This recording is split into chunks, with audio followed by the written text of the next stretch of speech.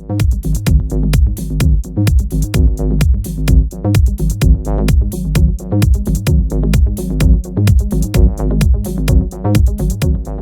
gosh, the museum has been around since 1923, but the museum has gone through several phases of its life. It started as where the First World War tanks came home to, and it was the Army teaching collection until the late 40s.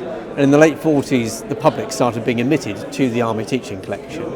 But then we set up a charity in the early 1970s, and between the early 1970s and through the subsequent 30 or 40 years, the charity progressively took over more and more of the running of the museum. So we're a registered charity as an organisation.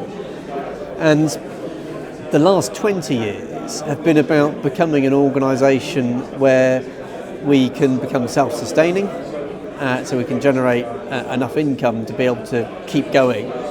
And we've been rebuilding the whole museum.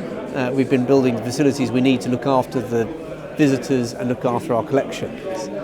And we're almost about to finish our facilities. We're building new workshops over the next 2 years.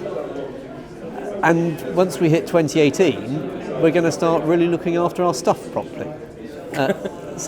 We've got 90 years worth of conservation and restoration backlog. And by the time we hit 2018, we'll have great display facilities, so that when people come visit us, they can learn about the story of tanks and the people who serve with them. We'll have storage facilities, so we can make sure we look after the stuff, and we'll have restoration facilities, so we can improve the way it looks. And all of this, and the whole story of the Tank Museum over nearly 100 years, is to make sure we tell that story as well as we can. It was about 15 years ago, and it was the concept of our workshop manager, a guy called Mike Hayton. And Mike felt that we had some really significant historic vehicles, and that having an event where a lot of those vehicles were run on the same day would give people who were real enthusiasts or really knew what they were looking at the chance to come and have something unique that you couldn't get anywhere else in the world. So Mike started it, and he was right. And now we get people from all over the world. We had, I think, people from 28 countries this year flew in to come and see something you just can't see anywhere else in the world. Well, we're only 2 hours by train from London. There's a direct train from London to Bobington from Waterloo Station. And where we are in the UK is a place, area called Dorset, and it's where all the British people go on holiday. It's a lovely part of the UK. So the British guys all come down, they stay for a week. The people from overseas tend to go to London and they do a day trip, which is perfectly possible. And getting to London from anywhere in the world is easy.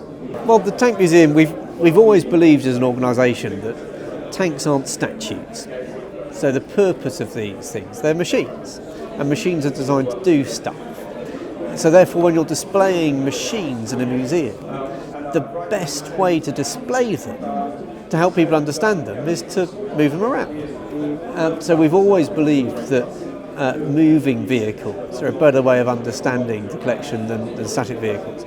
Keeping vehicles moving is hard work. It's one of the reasons we're always having to raise funds. It's because keeping a running tank running is a big job, big expensive job. But equally, one of the things like Tank Fest is our major fundraising event of the year. By running Tank Fest, we not only give a chance for people to engage with this astonishing collection, but we also use that to generate the funds so we can keep doing it in the future.